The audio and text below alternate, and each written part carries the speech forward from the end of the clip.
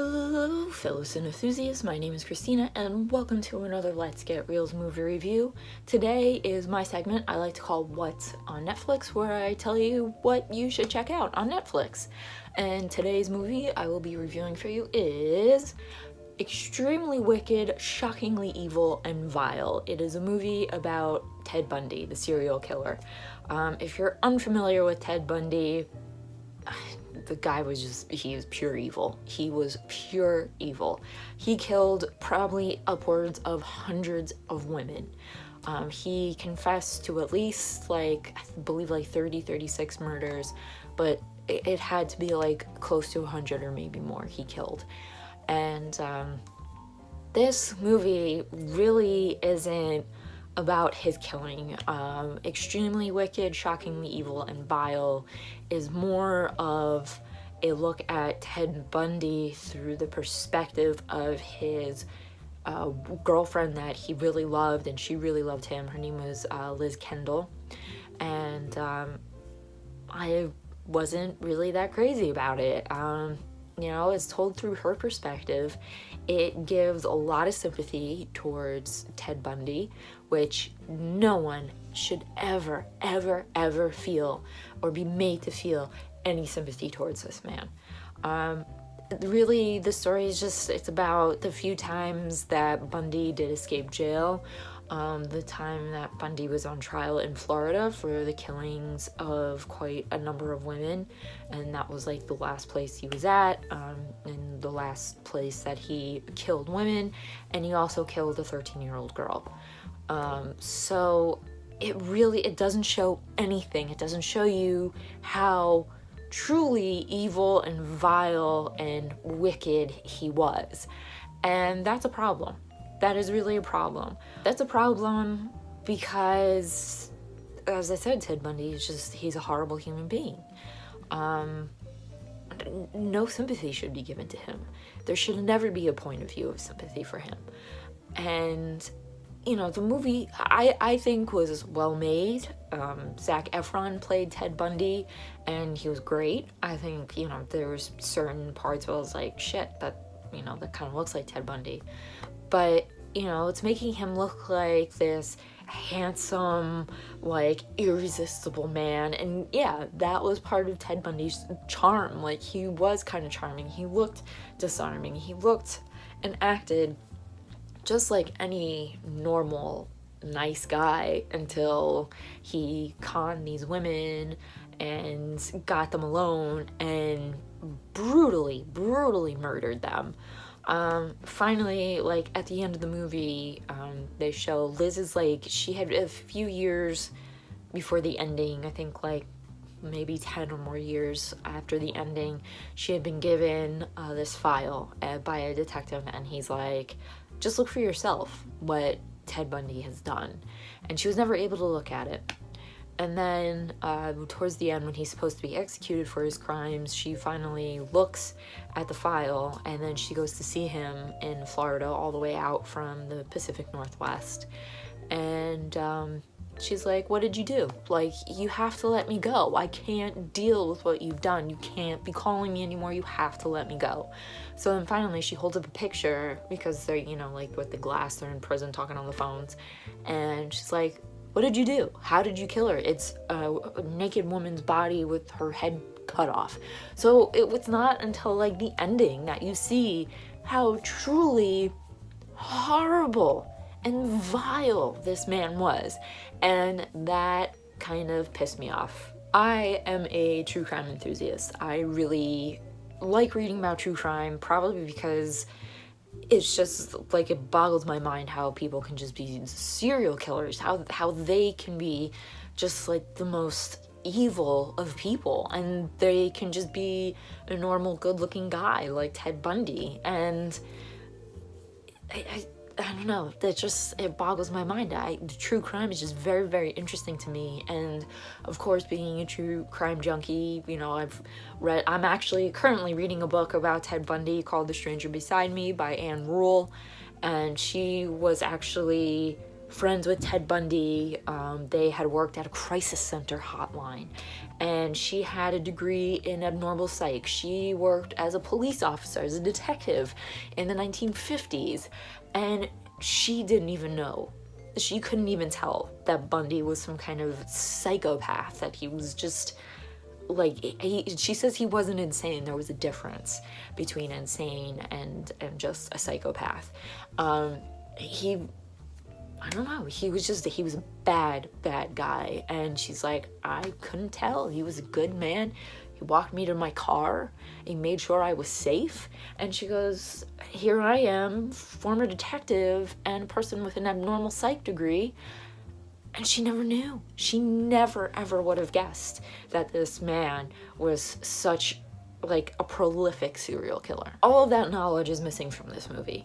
And, you know, I'm gonna keep saying, you can't have sympathy for Ted Bundy. You just can't. And that was a really big problem too. Like, that aspect was a problem too for crime reporter Billy Jensen.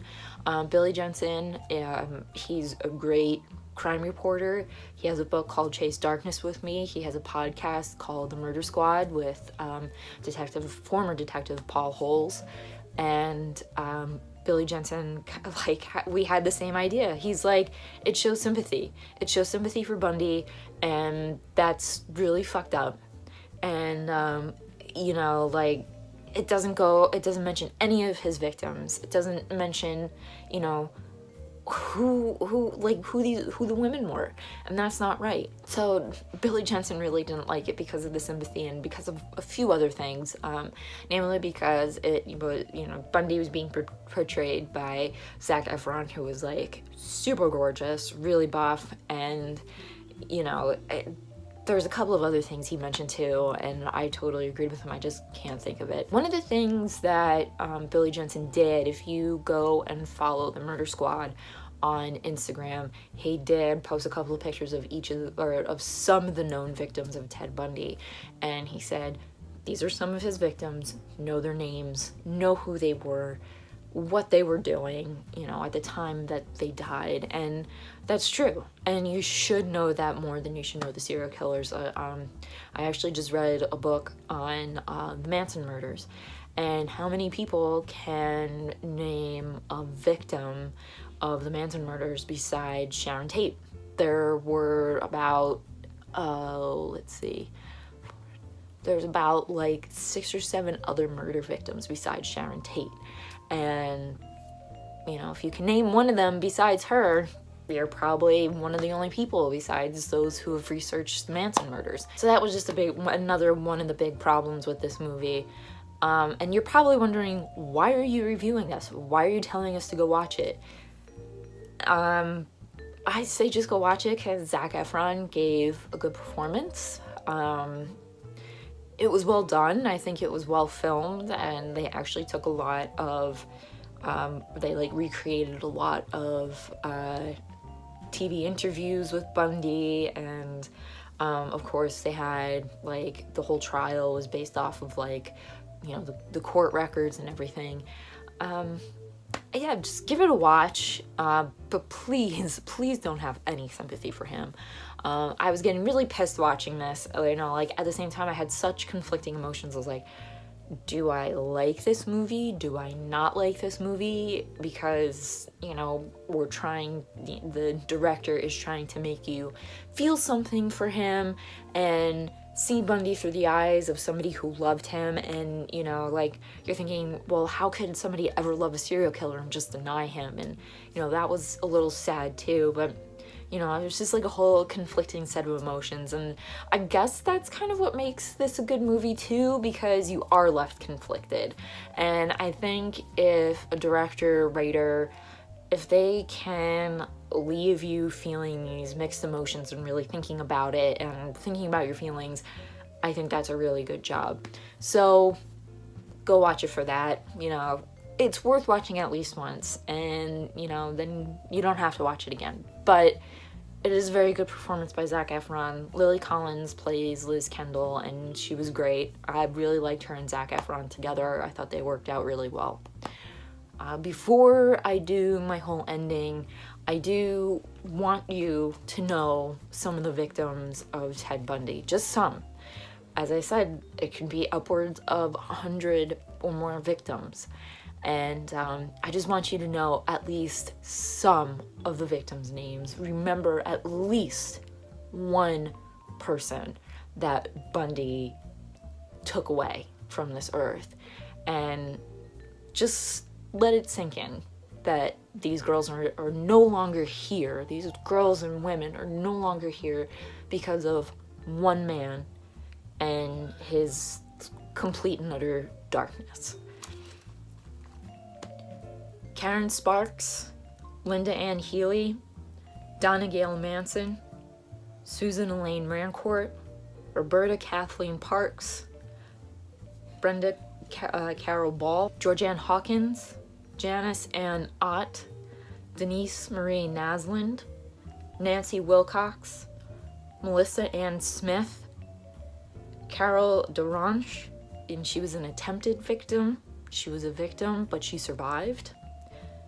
Laura Ann Amy, Deborah Jean Kent, Julie Cunningham, Denise Lynn Oliverson, Dawn Kohler, Suzanne Curtis, Margaret Elizabeth Bowman, Lisa Levy, Karen Chandler, Kathy Kleiner, who was a survivor down in Florida, Cheryl Thomas, who was also a survivor from a Florida attack, and the youngest of Ted Bundy's victims was a 13-year-old girl named Kimberly Diane Leach.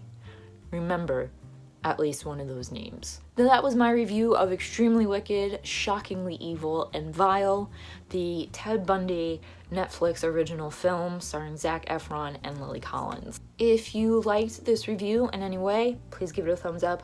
Leave your comments down below if you have seen this movie. What did you think of it? If you're into true crime, let me know. I just like your thoughts. I want to know if I'm the only one that feels the way I do and the way like Billy Jensen feels about it. And also in the comments, if you have a Netflix movie or TV show you think I should check out, leave them there. And if I pick your movie or your TV show and I watch it and I review it, I'll give you a shout out. Who doesn't want a shout out in a YouTube video? How freaking cool is that? And don't forget to hit that subscribe button for future Let's Get Reelz movie reviews and What's on Netflix reviews. And as always, keep watching movies and stay absolutely fabulous.